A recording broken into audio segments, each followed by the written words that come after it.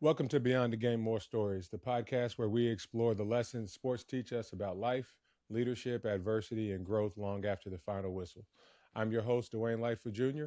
On this show, we sit down with athletes, coaches, parents, leaders, just to have real conversations about the moments that shape us, the different challenges, the victories, big and smalls, the setbacks, small and large, and the experiences that stay with us long after the scoreboard goes dark. All right, so let's get into today's episode of Beyond the Game More Stories. Today's guest is someone who turned a simple commitment into an incredible display of discipline, creativity, and perseverance. But his journey began more than just a challenge, it was a lifeline. On January 1st, 2014, during one of the darkest times in his life, he made a decision that most people would probably never attempt. He committed to doing a flip of some kind every single day and started sharing that online. What started as just a personal promise quickly became something much bigger. In the midst of all the hardship, he turned his love for tumbling into a beacon of hope. Determined to bring joy back into his life, he began sharing each flip on social media, not to just hold himself accountable, but to uplift others who might be going through difficult moments. Day after day, flip after flip, he has shown what it truly means to stay committed to a goal. Through consistency, positivity, and creativity, his journey reminds us that sometimes the smallest daily commitments can lead to the most extraordinary stories. His journey became known as Flipaday, a powerful reminder that some of the most meaningful transformations begin with a single decision to just start. Today, we go beyond the flips and hear the stories behind the commitment, the lessons he learned along the way, and just ultimately what it takes to keep showing up every single day. So please help me welcome Pat Graves. Hello, good afternoon, Pat. How are we doing today? Doing great, Dwayne. Appreciate you, man. Grateful to be here. Stoked. Awesome, and I appreciate you doing this. So, kind of before we get started, I do got to share a quick disclaimer with the audience. Pat and I do have a bit of a history. We met 3 years ago during his time with Slamball out in Vegas. We had a chance to spend a little bit of time around each other and just, talk and have a few conversations. I got to watch him work with my wife, trying to get her on the bed so that, kind of overcome some of her nervousness and everything like that. So I appreciate you taking that time. But, the one thing I always say, the slam ball thing, if you know anything about slam ball, you know that we're kind of like Olive Garden, because once you're there, you're family.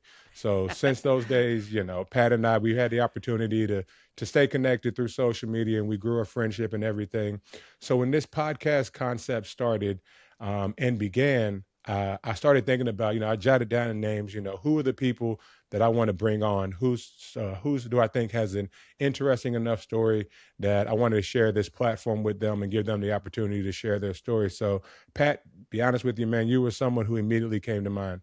And the cool thing about it was, yes, I think you have a very interesting story to share with the audience.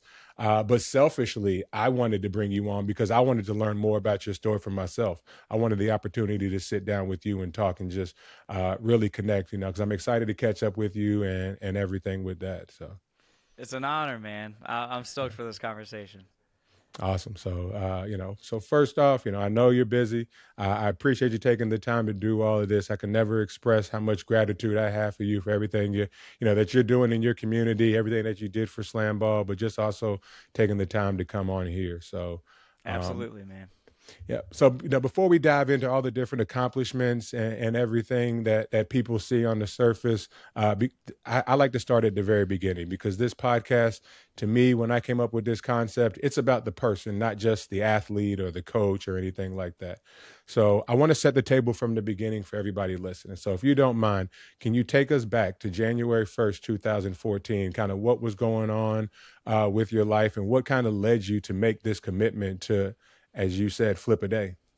Yeah, so 2013 was arguably the roughest year of my life. I've had some heavy stuff happen to me in life, and it goes back to when I was a kid. And I had a great childhood, but I also had some really, really, really tough stuff happen. And I was fortunate enough that my dad had a trampoline at his house, and I would just teach myself flips. We talk about it still. He's like, I can still remember you'd be out there, 4 to 6 hours a day, just bounce Hmm. on this trampoline, and I would just teach myself flips, and that would take all those heavy moments away because I was weightless, and that's like, again, I was very fortunate to learn this at such a young age, that weightlessness was my medicine. And so, fast forward back to 2013, you know, really depressed, super anxious. I'd wake up and I would just feel like I was like covered in this mud, and it was true depression. I could not get any motivation to go about my day. Eyes would open, I'd wake up and I'd be like, man, I already feel like crap. And so I was tired of that. And this was back when Vine, the social media app Vine, was popping off. And so I was like, you know what? I'm going to do something that makes me happy every single day. And I was like, Vine, those are 6-second videos. I can do a flip within 6 seconds and post it on social media. And if you hear in day one, I go, my name is Pat Graves, and I'm going to do a flip every day of the year. Yeah. It was about like, I don't know, probably 12:45, 1 in the morning on, officially New Year's Day. I had some drinks. I was celebrating the end of the hardest year of my life. But I was originally only planning on going for a year. And so I started doing it, and actually on day 2 I almost missed it. It was like 11:30 p.m. I was like, "Oh man." So I set an alarm after that day. Yeah. I set an alarm for 11:15 p.m. So that way if I didn't do a flip, I was able to film a flip, post it, all that stuff. Yeah. Because it was every day before midnight. And it just took me on this journey, man. Yeah, yeah, that's awesome. And that's Yeah. those are some of the things you mentioned are kind of some of the things that I, in doing my research, into, because again, we've talked, but in doing my research and being able to do your story justice, some of those things that you mentioned are some of the things that stuck out to me that I definitely want to dive into more. Like I said, selfishly, I want to learn more about it. I went through, your website to just get a little bit of additional, just kind of tips and tricks, and it sparked a lot more in here that I want to talk to you about. So like, let's take it back to, I Yeah. know you said you would go out to your dad's trampoline. When did you Hmm. first realize that flipping was something you could do? Because as a basketball player and who could dunk, I could jump. And I always had that courage where I felt like I probably could flip, but I never officially tried it. So Hmm. how did you become to realize that flipping was something that you could do? So, as I went on through this Flipaday journey, I asked my mom. I was like, Mom, when did you first see me flip? And Mhm. she said, right after I was 2, I was like running and climbing and stuff. And she said she saw me start standing on the arm of a couch and start trying like front flips onto my back, onto the couch cushions. And I was like, what? She's like, yeah, you were always just a bouncy kid. And Yeah. so when I was 4, 1992, I saw the Olympics for the first time. Yeah. And that, oh my gosh, that blew my mind. And I was just totally blown away. And I remember being like, man, I want to learn how to do that. I want to do that. Yeah. And so fast forward to that winter, I remember being up at my grandparents' house in New York, and the bed that I was staying on, like the room that I was staying in, that had this bed that was ultra bouncy. I remember I kept thinking about these flips and stuff. So I would toss myself around, and then I remember vividly I went up and back, and then I saw the bed below me, and then I kind of just like landed on my hands and knees. And that was the Hmm. very first backflip that I did. I'm Okay. not, landing backflips or anything, but I Right. remember vividly flipping. Yeah. And so that was just, it kind of just came out of me. And I chased that. I chased it as best I could. Yeah, no, I remember as a kid, I used to be able to do, and I probably don't know all the correct terms, but I used to be able to do a cartwheel, Yeah. keeping my body straight. But then what is it? Is it a somersault where you do the thing where you lay on your head and you just kind of flip your feet over? Is that what is that called? Yeah, The like a one that forward everybody roll, does in the backward beginning. roll. Yeah, Yes, yeah. I used to do those and really think I was doing something. Yeah, uh, man. but but it's awesome to hear you say that because there's a kid in Northern Virginia, and then there's a kid in me in Kentucky, and we're watching the same thing on the TV, and we're getting different, different messages from it. Like I'm in Yeah. awe at how much these athletes are doing, and wondering if like a Dominique Dawes can dunk, and you're watching this, and you're like, I want to try that. Yeah. So Absolutely. it, yeah, it's just crazy to see just how sports can link people, and how sports can just send so many different messages and things that to 100%. people as they go through it, man. So.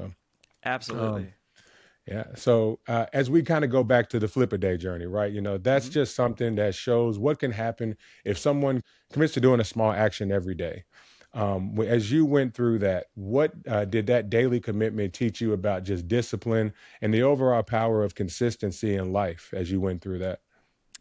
It taught me that you can do hard things every day because I was legitimately depressed. And some of these days, it took a lot of energy just to try to do the flip. I mean, even think about it. I was like, man, like I'm tired. I'm not feeling highly energetic. And as the streak continued, I had a lot more motivation. The snowball was rolling. But it taught me it helped turn me into a very streak motivated person. And so as, I get to day 100, 200, 300, 400, it's like I look back and it's like I'm not going back to day 1. And so the streak itself kind of became a helpful motivation. And then as the days continued, I did notice that my mental health was improving, and I actually had a really cool opportunity where I talked to like a neuroscientist, and I told her about my journey and what I do, and I was like, does my mission have any valid merit? And she's like, yes, because when you wake up and you get to look forward to doing something you love, the anticipatory part of the brain is activated. So now you have excitement, you're looking forward to something. Then there's the act of doing whatever it is that makes you happy. And then post doing whatever it is that makes you happy, you have the satisfaction, you have the Mhm. fulfillment. So it's like threefold. So that was really cool for me to hear because I didn't want to just be like, oh, yeah, do what makes you happy every day. It makes a difference. And there was Yeah. actually some good scientific, research behind that. So that was really cool to hear. Yeah, that's awesome, man. And like you said, is that threefold prong of it, it it Mm-hmm. it does spark that. And like you said, I'm like you. I am a streak driven person, Yeah. and I think that's just the competitive nature in me. And it sounds like what you're describing, it at a certain point in time, as you're going through your healing process, it also became a competition for you. It's you against this streak. Yeah. One of you is gonna make it out of the day, and you wanted to Exactly. make sure that it was gonna be you. So yeah. Exactly. Yeah. So, as we said, this started on January 1st. You had Mm-hmm. just came out of a tough year, so it's kind of like a New Year's resolution. And I know Yeah. I'm fairly certain, you're gonna tell me the streak was part of the reason. But a lot of people, like you said, almost on day two, that quote unquote resolution was done. But a lot of people will go through that trying to change their lifestyle. They'll hit December 31st and they will stop that resolution, right? Now, Right. I want to get into later how we ended up, the day 11:15. I want to get into that later. All But right. just kind of what else made you decide to go to day 366? So I think it was, I mean, like you were saying, the streak thing, but also I just noticed one, how much fun I was having, Hmm. and two, I was feeling happier, and flipping is a full body workout, and so a lot of these flip a days were not just one flip. Yeah, I would challenge myself, and when I got to day 365, I was like, hold on, I haven't even done all my coolest stuff yet. And this is way before the trick shots and dunks. Yeah. This is like, I remember I started slow because I didn't want to, do my coolest flips and then have the Right. entertainment value for the viewers to fizzle out. So I kind of slowly ramped into it. And I remember getting to day 365 and was like, I have so much more than I can do. I'm enjoying this process. I'm getting good feedback. People are like, this is so fun to watch. Like, I look forward to watching it every day. And that was fulfilling. That was motivating. So there was a lot of different aspects that once I got to day 366, I was just like, you know what? I'm just going to keep going. And Hmm. I had no idea I was going to go for as long as I did. Yeah. So, and let me ask you this, and I apologize. This is just something that you just said that sparked this question to me. Yeah. Um, when you were going through it, were you seeing in real time? I know you said you were getting good feedback. Were you seeing in real time not only the impact you were having on yourself, but the impact you were having on others? Yes, actually, there are a couple very touching moments for me during the Flipaday journey because I was working at a gym, and every Wednesday we would have an open gym where anyone could come in. And I remember this one kid came in and he said he saw my videos. He was 16. He saw my videos and was moved big time. He's like, I was doing drugs. I was hanging out with the wrong people. I saw your videos. I started coming in here and started learning how to flip. And he's like, that's because of you. And I was Mhm. like, choking up, like, dang, man, like, that's the type of impact I can have by just living my happiness. That Yeah. was really empowering and, again, encouraging for just keep going. Just go and keep posting. Yeah. No, That and was, that that's was a special moment. yeah, that is a great story to tell, and just a something that you've impacted those around you, and I think I may have shared with you, or you may have just kind of seen a little bit of my story, but I developed some depression as I was going through my playing career. Then had it kind of come back when I lost a really close friend. But something that a lot of people don't realize about those kind of journeys is, that's something that you deal with for a lifetime. Yeah. Even though you may come out of it, you may feel better at the time. I found in my personal story, it's one thing that can take me back. And that's where, like you said, you having those grounding moments, that ability to flip and kind of the decision to change your narrative, I think is a powerful thing. Because Mm-hmm. I've spoke with a couple of athletes, and I've asked them how they were able to achieve certain things, and they were just like, they were saying things like, because in my mind, I wanted to achieve this, so I was willing to sacrifice whatever. And we just kind of came to the understanding about how powerful just the mind is.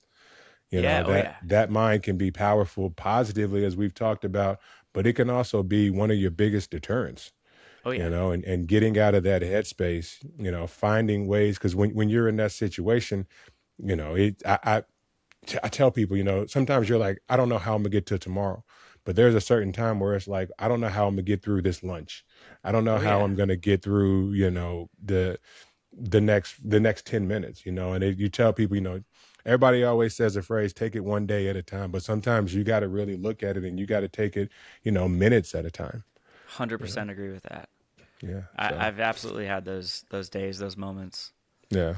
Yeah. No, but again, glad to see how everything is going, and just again, your Thanks, man. story, I think, is one that is amazing, and it's touched not only your life but a lot of lives. You've touched mine and all of that. As I was doing the research for this, I came across something that you had on your website called the Inspire Happiness Initiative, and that is something that really stuck out to me. And the one line that really hit me that I wanted to kind of dive into it with you was, encourage people to find something they love, even if it's just 5 minutes a day, to help cultivate happiness and spread it to others. What does that philosophy mean to you personally, and how is that something that you were able to develop and come up with? Man, that was developed just continuing the streak, and my whole experience with actually realizing I was becoming a happier person every day, and I was battling those symptoms of depression. Um, it it was important to me to help others that have been in dark times because I was so familiar with dark times. I'm a huge empath. I feel other Hmm. people's emotions big time. And I don't Yeah. like when people are feeling down, even if I don't know them. I don't like sadness for people. And so I figured if I can do this and be a bit of a beacon and be the example of living my happiness, then hopefully I can make the world a little bit of a happier place by inspiring other people to be happier. The Hmm. more happy people in the world, then by default, the world becomes a happier place. Right. Yeah. Yeah. Now you never think about is, people say things like, one of the things that I used to say was, I just want to feel different. Mm-hmm. Right. And in that moment, what I'm saying is I want to feel happy. Mm-hmm. Until I kind of dug into more of like your inspired happiness and just kind of learning, more about your story outside of just conversations with you, it never hit me to say to myself, what makes me happy? And then not only that, now just go do that. That's what you were able to do with your Flipaday campaign. And I think it's just something that a lot of people can look at. And your thing is flipping. Somebody Mm-hmm. else's thing may be drawing. It may be running you may get somebody who ran a marathon because they just enjoyed running. It allowed them to be in that free mental space. So, I think your story and the fact that you hit on it, something as simple as, even if it's just for 5 minutes a day, that's five Yeah. minutes a day I was able to not be in that mind space. And again, I look at it like running a marathon, right? You don't get out and just start running 26 miles. You start at Exactly. like two. You start, then you go through that, you go harder, you get to three, and you work your way up to that. That 5 minutes a day is the beginning of changing the path that you're heading on. So, I For love sure. it. And I love the that adds inspire up. happiness. Yeah. Thank you, Yeah. man. Yeah, man. Thank I you. It's love that. it's really important to me. I really care about people's happiness, and I just man, I just want to encourage people to prioritize it. A lot of people Yeah. will make excuses, which is kind of crazy. It's like, Oh yeah. man, you're arguing against your own happiness. Oh, I don't have time for it. It's Yeah. you need to, like Right. 5 minutes. Again, going back to the conversation I had with that neuroscientist, even if it's 5 minutes, you still did it. Right. And that threefold prong, like we were talking about, that occurs in the brain, Yeah.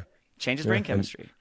And that's then something you can lean on, Mm-hmm. later on when it's tough. So, Yeah. all right, kind of earlier you mentioned this. So for 3 years you went through this, and I had always wondered. Again, I did my research before I wanted to talk to you. I wanted to make sure that we had I the best appreciate it. conversation we could, man.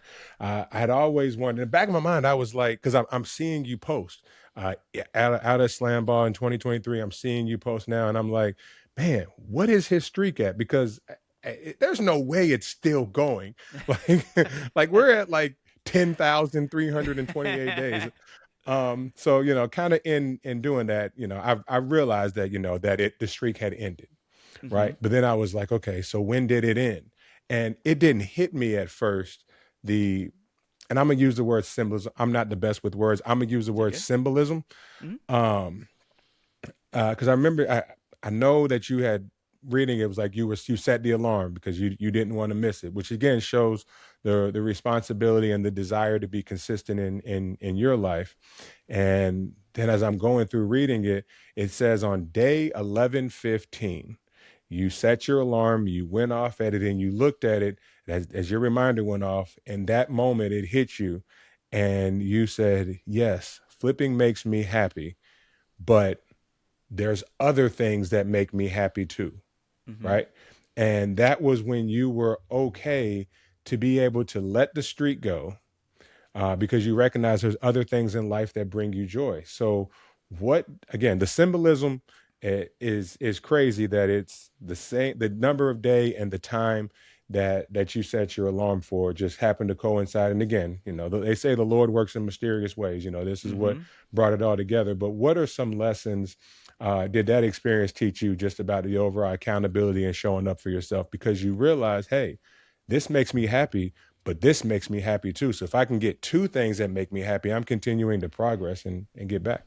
Yeah, yeah. It really. I chose day 11:15, and kind of tied it into the alarm, and chose it as an alarm for balance Mhm. because I'm a musician, and that's why I was in Nashville. Um, Music is something that makes me super happy as well. And for about 3 weeks, I knew 11:15 was going to be the day, Okay. and it was really, really hard. I was legitimately having panic attacks. I was like, once I stop the streak, it's done. And I was in three bands at the time. I had a girlfriend, I was working, and because I was basically addicted to trick shots and dunking, I was trying to one up myself almost every day. So I was flipping sometimes between 4 and 10 hours a day. And so I'd show up a little bit late to band practice, and I don't want to disrespect my friends. They're there, putting in the time, and I got to be there too, especially as a bass player. You drive the bus as a bass player, and so um, it was really difficult. But I was spread so paper thin that I just realized too much of a good thing can eventually become a bad thing. And it Hmm. was putting stress on my relationship with my girlfriend, my bandmates' relationships, and things like that. And so, you know, I technically did do a flip on day 1116. I was playing a show with one of my bands, and I did a flip on stage. That's just like one of the things I would do. And sometimes I would do it with my bass. I'd flip off the stage Yeah. with my bass. Um, but I had to remind myself, look, it's not like I'm not going to post again. It's not like I'm not going to flip anymore. I just can't put the pressure on myself of, guys, we're in the middle of band practice. I know, but my alarm just went off. I got to film a flip. I got to post it, all that stuff. So it Mhm. just allowed me to kind of step back and breathe and just find that balance, a healthy balance. It's so Yeah. important in life, man. Yeah, and that is part of the healing process. Yeah. You realize, like, I'm giving everything to this, but I can't let this overtake and affect in other places. And that is something that's extremely commendable, to realize that, hey, I want to be a better person. I want to show up better for my girlfriend, for my band, for myself, and I got to figure out this happy balance. So Yeah. yeah, so awesome. So now I want the opportunity, because again, I'm a 90s kid, right? So Yeah. 98% of what I listen to music wise is No Limit, Cash Money, stuff from that generation. So I know Yeah. you said you moved to Nashville for your music. So tell me a little bit about your music. So when I moved to Nashville, I was in a very fun but also very serious three-piece rock band. So drums, bass, guitar, and the guitar player sang. And it was basically Jimi Hendrix meets Red Hot Chili Peppers meets Rage Against the Machine. It was high energy. It was very riff based, but like grooving riffs and just big and powerful. And I remember being on stage and stuff like that. And when I'm on stage, there's a part of me that only gets to exist when I'm performing music in front of people. It's just this very snarly, like animalistic beast comes out, and I don't care what kind of faces I'm making or anything like that. I'm just Mhm. letting my spirit take the way. And so that was a massive staple in my life. And actually, the drummer is still my very best friend. I was just the Yeah. best man in his wedding 2 years ago, and we talk every day. Um, we had some problems in that band, unfortunately, so that band had to break up, which was incredibly painful. And so David, my drummer, and we started our own project. We called it Mutual Groove. And in Nashville, there's a ton of singer songwriters. That so many people, but there are not very many locked in rhythm sections. And so we were like, look, our band is now going to be kind of multifaceted. We're going to make our own music as best we can and have fun with that, with the writing and making originals, but we're also going to put ourselves out as a rhythm section for hire. And so that way, we're like, oh, you need a drummer and bass duo? Let's go. And so we would play anything. We had a great friend, Lockwood Barr, who's now doing really well. She's more in the country realm. David and I had no experience with country, but we were able to groove. And so we brought our flavors to her project. We got hired by a hip hop artist named Stealing Oceans, and we were with him for about 3 years, and we did some super sick shows. Yeah, we went down to the Grand Cayman Islands. We came out here to San Diego, up in Del Mar, played these big festivals called Kaboo. Met some amazing people. I met Big Boy from Outkast. Okay. So cool. Yeah. Yeah. So That's the my musical 90s, journey. my 90s rap. I'm telling you, man. Yeah. Southern Playalistic is such a phenomenal album, and they were 19. Crazy. Yeah. So yeah, the musical journey took us all over the place. Met so many wonderful people. Had so many just hilarious experiences, like being in a van with your 5 best friends, like laughing your ass off. It's so fun, man. Yeah. Yeah. So definitely a journey. yeah. So now I look at it as, a band is very similar to sports, So tell me what about in that moment you were able to learn about teamwork? Because, you gotta, sometimes it's going to be your time to shine. Sometimes you got to step back, and sometimes everybody's sound goes together. What were some lessons you learned about teamwork as far as being in a band? Man, you gotta pull your weight. Your boys are giving it everything they got, so you have to too. And there are going to be everyone's human, Everyone's 100% is going to be different, Like sometimes this person's 100% is actually only 45% of what they're capable of.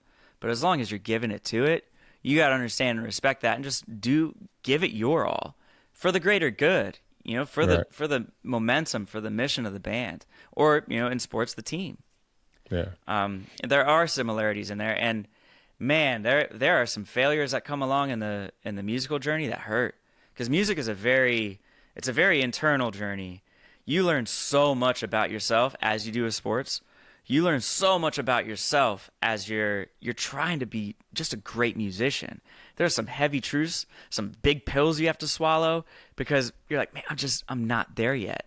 And it can be very painful, but also just you go through those challenges and you grow, you learn. Yeah. And that's stuff that it's just intangible, Yeah. So I really am grateful for what I've learned through my journey as a musician. Yeah. And understanding failures are not necessarily, I don't look at failures as finality, right? I don't look at it and say, hey, as long as I keep trying, I'm not failing. I'm just finding ways that don't work. Mm-hmm. Right. So I'm able to, as long as I continue to keep giving that effort, I have an opportunity to succeed at some point in time. And that's one thing I try to preach to the kids that I mentor and train is, hey, man, I understand we may be doing a new drill and it's hard. Or, that game didn't go the way you want to, but, there's still the opportunity to win the next game. There's still the opportunity to master this drill. We're going to run it again in practice tomorrow. So as, in your off time, think about what you did wrong, how we can do this differently, and that will help you. Cause like you said, even in music, a lot of people may not see the correlation, but I do, I see being in a band, even a solo artist, there are peaks and valleys, and there's things that you're going to be competing about, wins and losses and everything. And then, like you mentioned, the self-reflection. I think those are huge aspects of it. Yeah. Yeah. And I know I kind of told you this story from in 2008 when my group got to season 3 of Slamball. They put us on a trampoline. Mason said, hey, stand on the X, jump up as high as you can, and you just look at that block on the wall. We were at IMG. In one of their gyms. So you do that and you would just kind of see how high you can get, just kind of helping us overcome the fear of, as you said, being weightless, but being that high in the air and coming down. And one of the big things that they had to overcome was the fear in us of falling, right? Because again, you're up there, and I've seen you flip, you're up there. So kind of, again, and I know we talked earlier and you were talking about how when you flipped on that couch in New York, you were able to spot the landing spot of where you wanted to land. So tell me what kind of flipping does for you, where you're having to find that focal point as far as making sure that you're staying focused on your goal. You learn a different level of focus when you're trying to find your landing. Yeah, I think one of the biggest benefits that flipping, weightlessness, getting that high on a trampoline does is it forces you to be present. You're not thinking about, what happened yesterday or what Mm-hmm. might be happening, in the future. You're there because if you're not, you're gonna be over there. You know what I mean? Like you're gonna be everywhere, and that's dangerous, especially on those Slamball tramps. Those are serious Olympic level trampolines, and Yeah, if you a lot don't of know how people to don't use them understand it. properly, Yeah. they're not the trampolines the Sky Zone. No, You, they're you not. know? They're not the circle ones you put in your backyard. Nope. They are different. How long did it take you to adjust? I've had experience with those types of tramps because I did very high level gymnastics, and Hmm. so those trampolines were those are my paradise, man. Yeah, I actually Yeah. got to go on one 2 nights ago, and man, it's the Okay. first time I've been on one since Slamball, and Yeah. it's the greatest invention ever besides like running water. You're Yeah. like, Running man, water. yeah, Yeah. yeah, dude, man, I can't say enough good things about trampoline and what it's done for my life. There's actually there's some science behind being weightless like that, what it does for your heart, what it does for your brain, and those Hmm. negative G's are super healthy for you. Yeah. Yeah. Like I said, it is a total body workout. So Big time. yeah. So all right. So now you've shared your story on why and how flipping every day started. But one thing that I immediately noticed, and I told you that when we first came on here, is your smile. Right. That was something that there it is. In 20, and, as you got into slam ball, I started seeing, like I said, I'm trying to find out who this guy is that's getting all these behind the scenes videos and everything and posting them online. But again, seeing your smile, it's clear that you're having fun. You've said this journey was to help you find your smile again. What has going through this journey, being on this side of the journey now, taught you about confidence and just rediscovering the different joys in life? Man, just you bring that same tenacity to anything. It taught me to be consistent, and consistency is so important because even if it's a small win or a big win, you're still headed in the right direction. I've been teaching my little students, thinking is thinking, but feeling is doing. So if you're feeling that momentum, you're doing it. And you might not be at your goal just yet, but you are well on your way. You just can't stop. Yeah. Some of the trick shots and dunks, I remember there's one dunk I did, it took over 600 attempts. That's Yeah. failing 600 times in a day. Yeah. I just, it taught me to not quit. Yeah. And that actually leads me into my next question that I wanted to ask you, because again, you're on social media, you've done this for a while on social media. So for people who may not have seen all of your content, you have made unbelievable trick shots. I'm talking Thanks. corkscrew flips, passes from shakes, passes from bone collector, finding the ball, doing all of this stuff. So, I think you may have just answered this. In being a digital content creator, what is the most takes it's ever taken you to land one? And I've seen the flipping full court slam ball shot. Yeah, yeah, which is so funny because those actually became fairly easy. Wow. I don't want to be cocky or big headed, but I've put in the work over the years. I've really sharpened a very unique skill, and that's again just through consistency. The hardest, gosh, I'd say the most attempts it ever took me to do a shot was over 1,300 attempts. There was two different shots that were about in that area. Now for fun, I actually count exactly how many attempts things take. There was the first one that took me that long was over 4 sessions. And if I remember correctly, it took me 10 hours and 24 minutes of filming time. And so this one, there was two balls involved. So I had the ball in my feet. I'm on a trampoline. I had the ball in my feet. I do a front flip, throw the ball from my feet to my hands. Boom. Throw it off the wall. That one bounces off the wall toward the goal. Meanwhile, I do a front flip half twist, pick up a second ball, and then do a blind back flip throw off the wall and into the hoop. So that was so hard. And that took me right around 1,300 attempts because I go through and I have these long videos and I'll add up like, okay, in 15 minutes, I did maybe 30, 32 attempts. And so then I compile the total time and roughly be like, okay, I average about 2 attempts a minute. Sometimes it'll be 3 attempts a minute. Sometimes I just get in a zone and I just go. Um, and the other one, it's not my most flashy trick shot, but holy cow, it was like the most extreme version of like patting your head and rubbing your stomach ever. I had a basketball on my feet and a football in my hand. And I'm on a tramp and I do a backflip and I throw them both at the same time into a basketball hoop about 40, 45 feet away. That was incredibly challenging. And again, not very flashy. It's just a backflip, which, it's. I've done other stuff like on day 1,115. I did what's called a front triple full. So a front flip with 3 twists and throw a frisbee into a basketball hoop 70 feet away. That's pretty flashy. But this backflip, basketball with in the feet and the football in the hand, it was so crazy because I had to be very in tune with what my body was feeling because I can launch a basketball so far with my feet when I'm flipping. There's a lot of momentum that helps you there. So I had to lightly throw the basketball and then like throw the football a little harder. It was just this weird this weird element I had to get into, and that took 7 sessions and then 20 hours and 51 minutes of active filming time. Yeah. So I will say the analogy you gave in the beginning of pat your head, rub your stomach. Yeah, that is exactly that. Yeah. And I will say, just kind of listening to your first one, I kind of think Flying Brian might owe you some credit for his winning dunk, because that sounds a lot about like what he did in the championship dunk contest. I came up with that dunk for him. Yeah. So Yeah.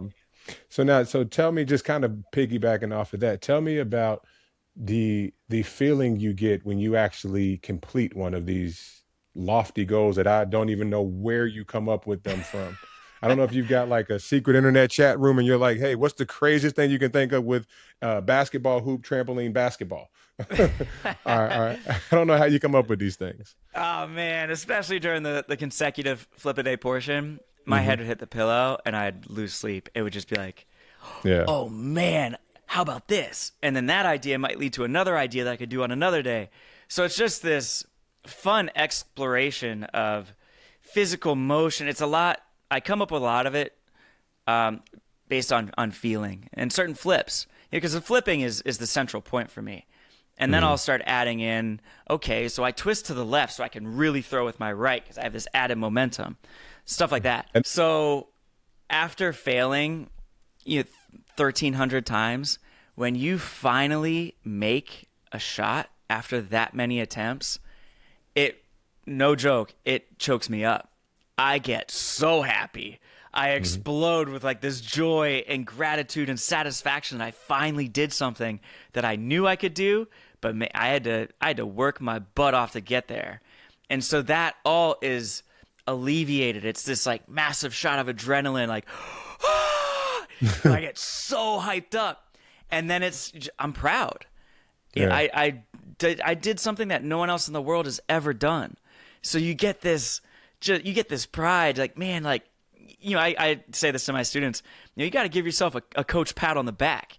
And so I do that, where it's like, man, like you did it. And like, you'll hear me during my hard trick shots and stuff. Come on, Pat. Like I talk to myself, like you can be your own biggest cheerleader, your own best friend. And it's a challenge for people because people can be very, demeaning to themselves, but you got to reshape that mental talk to be like, come on, you got this, man. Come on. And so after all those failed attempts, there's just nothing like the joy and expressive, explosive happiness that you feel when you finally succeed. It's the best. Yeah. Yeah. And that's what you just said, I think makes a lot of sense, because in my book that I wrote, I said something along those lines. I said, sometimes you have to be the first person to clap for yourself. Yeah. Yeah. Very well put, man. Very well put. So, all right. So now, and I know you mentioned, you teach flipping and aerial acrobatics to youth, and sometimes, the parent wants to get involved. And something you've been doing for about over 20 years now. So beyond overall technique and everything, what is something important lesson wise that you intentionally build into your training, so that way you can kind of include that with them so that they understand that just what all they're getting from this outside of just being able to do a flip? Learning to trust themselves. Practice is when we're practicing something, our brain is training our body, so you have to learn to trust that training Mm-hmm. because you've been doing this all along. So when it comes time for a little kiddo to do a back handspring by themselves for the very first time, you got to trust the training that you've done. You're ready. You're there, and especially with flipping, the number one thing that I focus on is safety, and then having Yep. fun. It's again, I tell them all the stories of how many times I had to fail well before Flipaday, but like for certain elements in gymnastics, incredibly difficult skills that would take me the longest was 2 years to do this one skill once. Yeah. Um, but learning to trust the process, trust yourself, trust your training, and I always try to help them focus on the excitement and fulfillment you're gonna feel when you really do your skill that first time by yourself. It'll Right. it'll it'll just clear away all that fear and all that kind of your turtle retreating into its shell type behavior. Mm-hmm. It'll make you do the opposite. Yeah. So that's awesome. So like I said, I know you said you did the gymnastics as well. So, again, it's a lot of things that you've been able to do and put together to kind of help build who you are. And it kind of goes to the testament of showing why, the flipping made you happy, which kind of helped bring you, through everything. So again, I'm happy to see everything's going in the correct direction for you with all of that. And again, Thanks, man. I from the beginning, man, when I heard your story briefly and Mason kind of just, again, I asked myself, man, who's this guy that keeps flipping and jumping off with back behind the scenes and then getting off and you're shouting out the screen where you're pumping both of your fists. I'm like, who is this dude? So I knew that I wanted to bring you on here to share your story because again, my mentality with this podcast is everybody has a story that somebody should hear. So if I can be that beacon to kind of connect the two, I think, your story was one that I definitely wanted to highlight. Thanks, So man. I appreciate the opportunity for real. yeah, man, no, definitely. So I want to pick things up a little bit. So as we kind Yeah. of go through this, I want to do just kind of a quick this or that kind of segment. Just give me your first reaction. A lot of Okay. times I'll give you two options to pick from. Whatever first thing comes to mind, say that. The only rule I have is you can't say both. All right. Okay. So just go with your gut. No wrong answer here. All right. So take a All deep right. breath. All right. First one, back flip or front flip. Backflip. All righty. What is your favorite trick that you've done or flip that you've done? I'd say there's this skill called a miller. I did a front Mhm. miller. I guess it's still technically named that, but I did it laid out too, which means straight body. So it's a double front flip with 3 twists. The Oh, bigger the wow. flip, the more twists there are, man. There's Yeah. nothing like that feeling. Yeah. All righty. What's the highest you got off on the Slamball tramps? Man, I was definitely hitting some dunks where when I was about 3/4 of the way through the flip, I was maybe a foot above the backboard, so my back's about 14 feet high. Wow. Yeah, I think the highest I ever got was my head was about 15 feet. That's Because wild, dude. That's I up there. remember watching you during timeouts and in between games, you just going there, just getting up over and over again. So, Yeah. yeah. All righty. Day one excitement or day 1,115 accomplishment? Ooh. 1,115. All right. Trampoline flip or flip on the ground? Trampoline flip, 1,000,000%. All right. All right. So now again, we talked about, the bass player, you've been in multiple bands and your music side of it. The Nashville music scene or the San Diego music scene? Nashville. Okay. Live music is everywhere in Nashville, and everybody can rip, and Yeah. every genre too. Nashville's not Yeah. only just country. That's kind of a common Yeah. stigmatism. That's a Stigma there. misconception. Yeah. hmm All righty. Favorite instrument? Bass, man. All right. Your first song you wrote or the latest song you wrote? Latest. What was it called? With the band, it was a song called "Let Yourself Be Loved." Okay. It was about loving yourself. It's important. Yeah. All right. So now when you get into your writing, is it more about the message of the song lyrics or the melody? I'm all about that groove, man. All right. You gotta make people feel the music. Yeah. All right. I'm with you. So, all right. Like I said, I just want to give you some kind of quick hitters, really That's just kind of fun. throw them at you. All right. So, like I said, I do this. A lot of this stuff is possible because of my sponsors. So, I have to thank my sponsors. So, today's episode is proudly sponsored by Confidential Confessions Counseling. Confidential Confessions Counseling is dedicated to providing a safe, supportive, and judgment free space where individuals can speak openly and begin the process of healing and personal growth. Their mission is simple to help people navigate life's challenges in compassion, understanding, and professional guidance. Whether someone is dealing with stress, anxiety, relationship challenges, life transitions, or simply needs a place to talk and be heard, the team at Confidential Confessions Counseling believes that everyone deserves access to support and tools to help them move forward in a healthy way. Mental health is just as important as physical health, and seeking help is not a sign of weakness, it's a step towards strength, clarity, and growth. If you or anyone else you know could benefit from professional counseling services, Confidential Confessions Counseling is here to help and provide guidance and support needed to take that next step. To learn more or schedule an appointment, connect with Confidential Confessions Counseling today. Their website is cccounsel.me. Confidential Confessions, because your story deserves to be heard. All righty. So again, like I said, I really appreciate you coming on here, Pat, taking the time to share your story, being open and honest with us, and just bringing that perspective and everything into it. Again, like I said, selfishly, I wanted to take the time to pick your brain, just kind of learn a little bit more about you because, sooner or later, those beds are going to start bouncing again, and we're going to be back out there putting more Slamball content on there. And I expect to see you out there. And I want to be able to just chop it up with you again out there. So, as I do 100%, this, like man. I said, yeah, I appreciate you taking the time to come out here. I know you're busy and everything, so I like to give my guests, my friends that come on here, the opportunity to just kind of share anything you're working on, a project, your social media, anything you got coming up. If you're dropping a new song. Or anything, man, give you opportunity to just kind of speak to the audience. So the floor is yours, sir. Right on. I appreciate it, man. Like this has been awesome. I really do appreciate the opportunity to have a conversation like this. My social media is Flipaday. That's any platform. Flipaday. Uh, Currently, 2 weeks from today, I am going to be speaking at a middle school for the first time.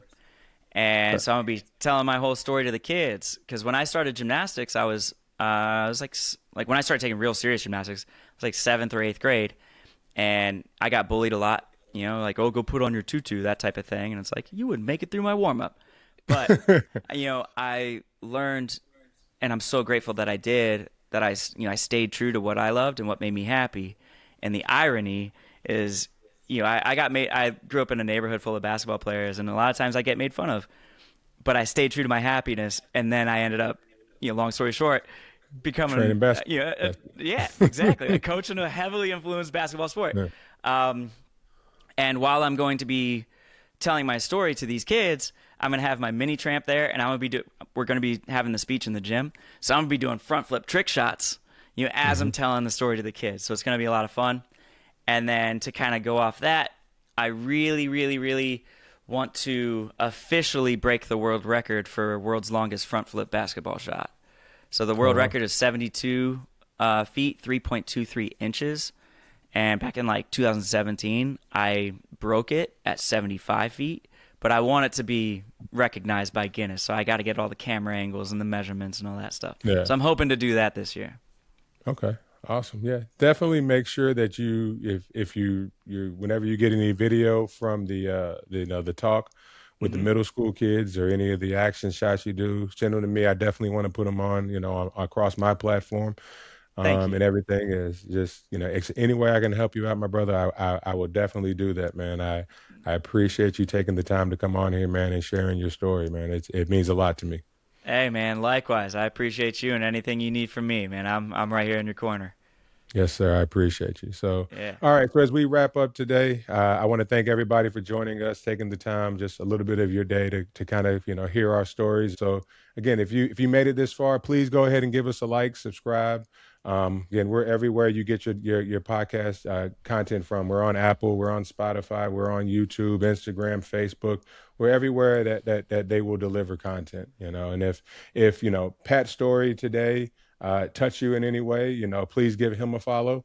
Again, Flipaday on all platforms. But if his story might touch somebody that I ask you share this episode with them so that way they can get it. Because as we kind of go through this space we're in today, mental health has kind of taken more of a front seat in conversation. So we want to continue to make sure that it stays there because this is real, and it's something that a lot of people go through, and we want to make sure that everybody has the resources and tools that they need to go through that. So for more information on Beyond the Game, more stories, you can always log into our website. It's www.btgms.com.